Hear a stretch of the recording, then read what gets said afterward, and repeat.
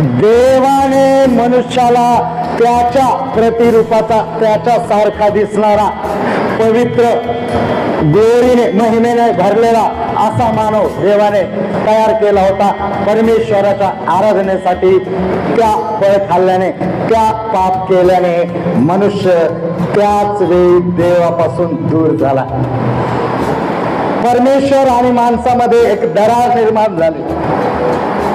मनुष्याच्या जीवनामध्ये पाप आलं. जसा रोज परमेश्वर आदामाने हवेला भेटायला येत होता, तसा ह्याही दिवशी परमेश्वर त्यांना भेटायला आला. ह्याही दिवशी परमेश्वराला संगती करायची होती. ह्याही दिवशी परमेश्वराला खूप साऱ्या गप्पा गोष्टी त्यांच्या सोबत करायच्या होत्या. त्या दोघा नवरा बायकोच्या खांद्यावर हात टाकून परमेश्वराला चालायचं होतं. खूप काही गोष्टी त्यांच्या सोबत शेअर करायच्या होत्या. त्यांच्याकडून देवाला त्याचं गुणगान, त्याची स्तुती, त्याची तारीफ ऐकून घ्यायची होती. घ्यायची नसेल का देवाला? देवाला खूप आवडतं जेव्हा आपण त्याची स्तुती करतोय ना, म्हणून आपण नाचून गाऊन स्तुती गातो ना. खूप आवडतं देवाला जेव्हा तुम्ही त्याची तारीफ करता. जेव्हा आदाम आणि हवेने हे फळ खाल्लं नव्हतं, जेव्हा हे पाप केलं नव्हतं, तेव्हा रोज ते लोक परमेश्वराची तारीफ करायचे. एक एक गोष्टी नवीन नवीन विचारायचे की देवा हे असं कसं, हे कसं, ते कसं. बापच शेवटी तो लेकरांच्या कांद्यावर हात टाकल्यावर लेकरं आणि बाप खूप चांगलं त्यांचं ट्युनिंग जमलं होतं. खूप सुंदर असं एदेन बाग होती ती प्रियांनो. या प्रियाने खडा टाकला. Hallelujah, hallelujah. आणि मग परमेश्वर आला आणि म्हटलं, आदामा, आदामा तू. त्यांना कळलं, त्यांना चाहूल लागली का आता कोण येते?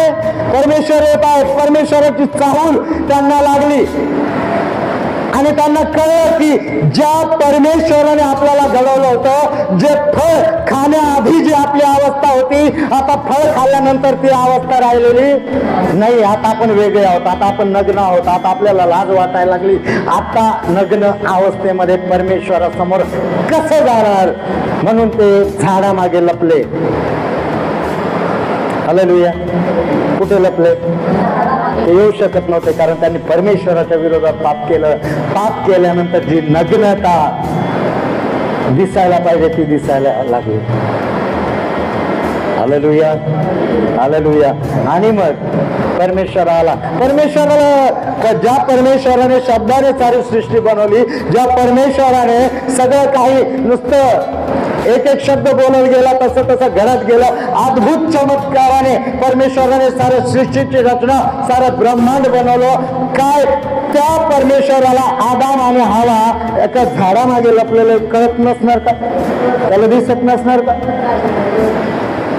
नसेल का काय होत? जो स्वर्ग सोडून येत होता त्यांच्यात उतरत होता, कुठे लपलत माहित नसेल. पण काय म्हटला तो? आदामा, आदामा कुठे आहे? प्रियांनो, परमेश्वराच्या प्रतिरूपाचं देवाने तुम्हाला आणि मला बनवलं होतं, परंतु आमच्या पापाने आमचं स्वरूप, आमची सुंदरता, सर्व काही त्याच्यामध्ये बिघाड झाला. आम्ही विद्रूप दिसायला लागलो. कसे दिसायला लागलो?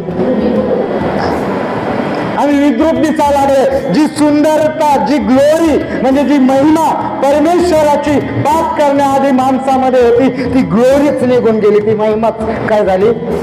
मग विद्रूप झाला माणूस. मग येडा वाकडा. मग जो सरळ होता तो सरळ नाही राहिला, तो वाकडा झाला. त्याच्या वाकड्या झाल्याने काय काय परिणाम झाले माणसाच्या जीवनात? खोटं बोलायला सुरुवात झाली. आरोप प्रत्यारोप करायला सुरुवात झाली.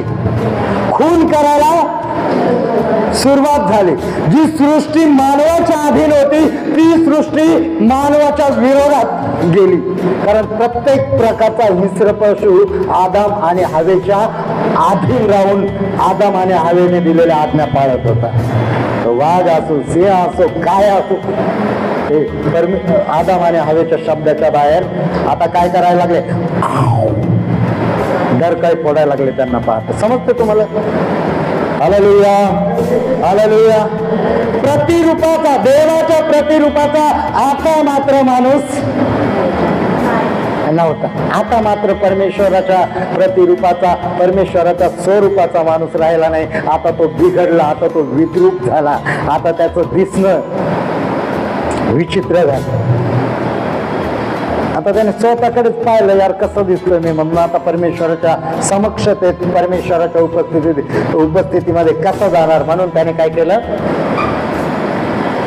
म्हटलं आम्ही तुला येताना पाहून तुझी चाहूल लागली तेव्हा आम्ही काय झालो, झाडामागे. Hallelujah hallelujah hallelujah. प्रियांनो, ही अवस्था माणसाची. अशा रीतीने माणूस बिघडला, अशा रीतीने पापाने प्रवेश मानवामध्ये केला आणि मग पुढे जाऊन सगळा इतिहास मधला सोडून द्या, पुढे जाऊन परमेश्वराच्या योजनेनुसार येशू ख्रिस्त तुमच्या आणि माझ्यामध्ये 2000 वर्षापूर्वी एक मानव रूपाने त्याने आमच्यामध्ये त्याने वस्ती केली, देवाचं वचन म्हणतं. तो आला आणि मग योहान याचा 3रा अध्याय 16 वचन म्हणतं की परमेश्वराने जगावर एवढी प्रीती केली की त्याने आपला एकुलता एक पुत्र दिला, तो यासाठी की जो कोणी त्याच्यावर विश्वास ठेवतो त्याचा नाश होऊ नये, तर अनंत काळाचं जीवन त्याला प्राप्त व्हावं किंवा मिळावं. मग येशू ख्रिस्ताने एंट्री केली. कुणी एंट्री केली? येशू ख्रिस्ताने एंट्री केली. हालेलुया. आता येशू ख्रिस्तावरच्या विश्वासाद्वारे, येशू ख्रिस्ताला आपला परमेश्वर म्हणून केलेल्या अंगीकाराद्वारे, ग्रहण करण्याद्वारे, पापांची क्षमा मागण्याद्वारे, पाप सोडण्याद्वारे आणि परमेश्वराच्या घराचे, परमेश्वराच्या वंशाचे, परमेश्वराच्या प्रजेचे लोक आम्ही होतो. आम्हाला तो मान मिळतो, तो सन्मान मिळतो जो आदाम आणि हव्याने एदेन बगीचेमध्ये गमावला. तो आम्ही जेव्हा येशू ख्रिस्तावर विश्वास करतो, तो गमावलेला मान पुन्हा आम्ही येशू ख्रिस्ताद्वारे मिळवतो. म्हणजे पुन्हा आम्ही माणसामध्ये येतो. Hallelujah hallelujah.